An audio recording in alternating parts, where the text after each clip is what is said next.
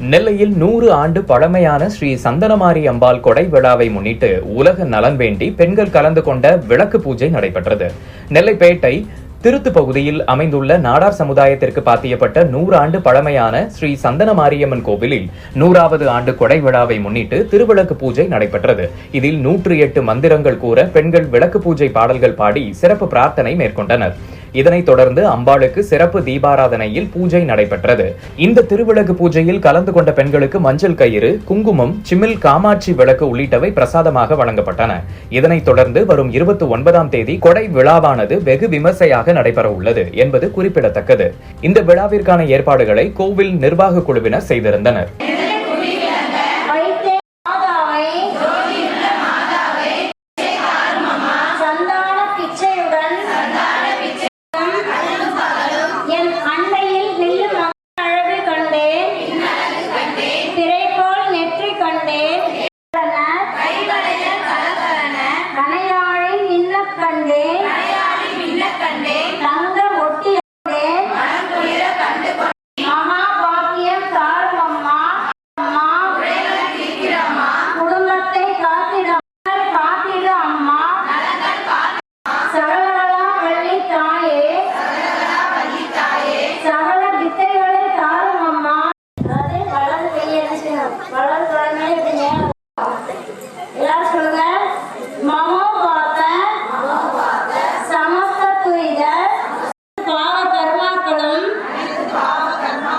நசுக்கவும்